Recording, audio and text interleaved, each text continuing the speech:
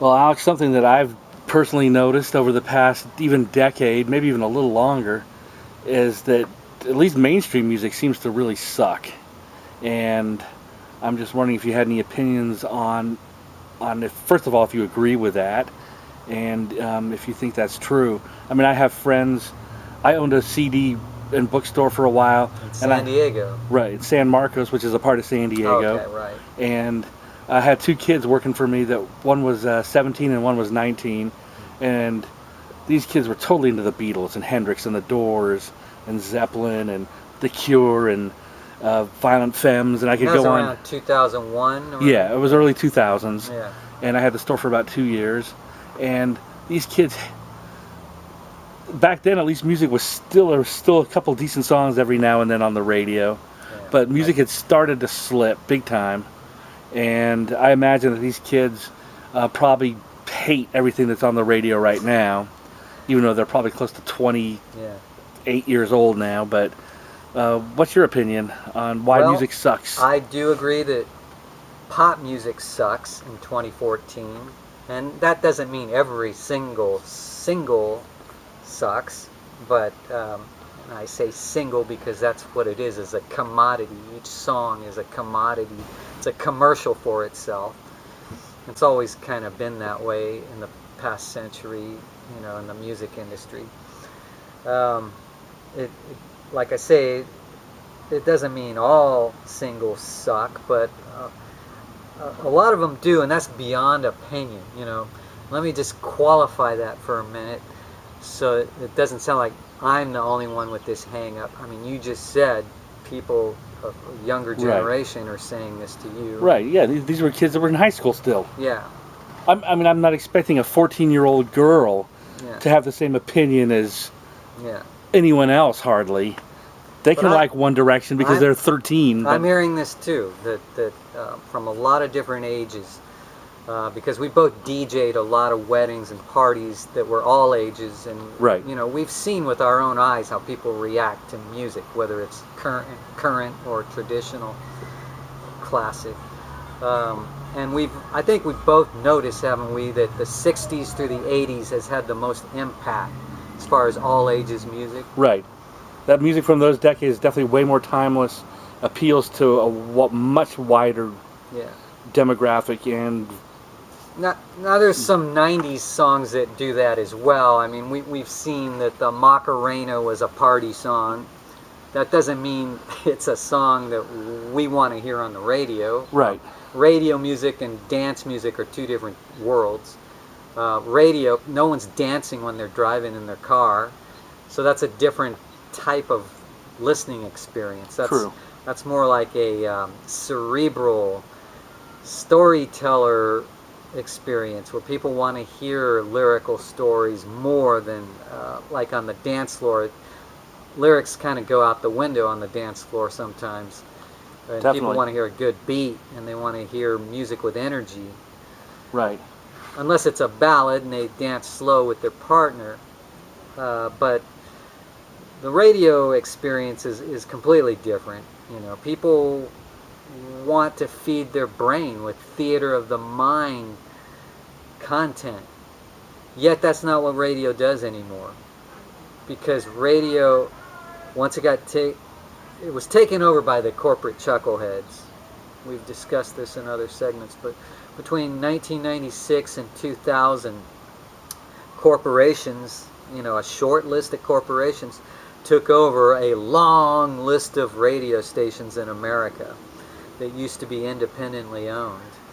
And because of that, all radio kind of sounds cookie cutter everywhere you go now, from city to city. And so, like a good friend of mine who works for one of the big corporations in LA told me recently,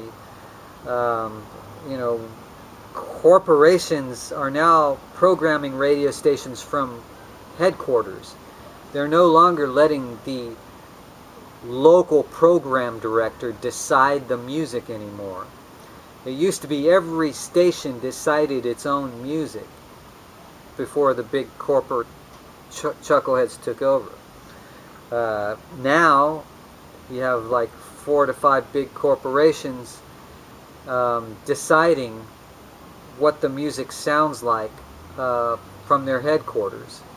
And one corporation in particular, which is Clear Channel, they actually control a lot more than just their corporation. I mean, they own concert venues all over America. Well, Live Nation, yeah, that's them. Yep, and they own the billboards all over the freeways. It's called Clear Channel Outdoor. And so, I mean, they promote themselves. So other radio corporations have to go through Clear Channel to promote themselves. So some might call it a monopoly. Technically it's not, because a monopoly means you own something like 90 to 95% of the market, and they don't own that much of all this media, but they own enough, they control enough to where you have to go through them. Right. They even control a radio chart called Mediabase. Now, the public doesn't really know much about Mediabase because it's not for them. It's more for the radio industry to look at airplay information. It's different from Billboard. To the public, the Billboard charts are what the music charts are all about. And Billboard combines airplay information with music sales information, and it's all done electronically. But Mediabase is basically what the radio stations are playing across the country, not just Clear Channel, but there's the other corporations.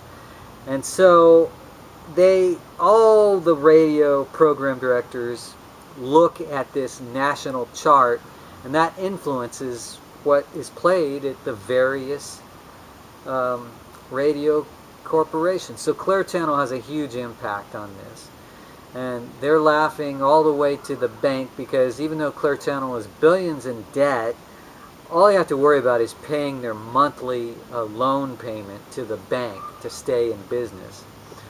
And so so they don't have to care, really. Yeah, but eventually.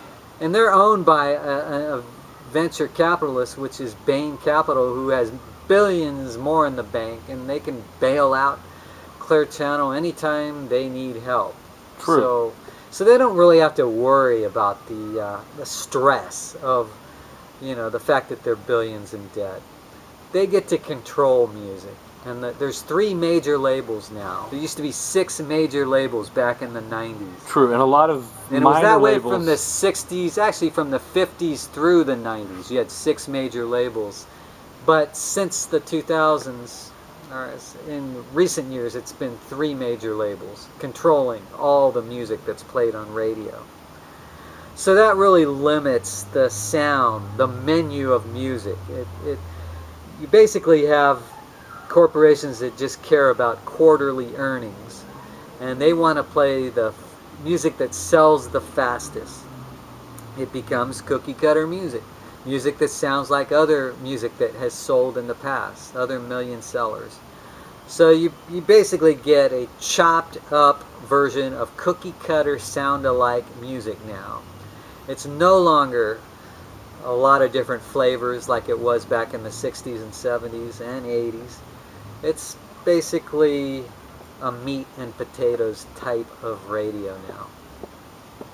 That's why it sucks, because it's so boring. It's like burgers and fries, and what kind of burger do you want now? It's no longer a wide menu of anything.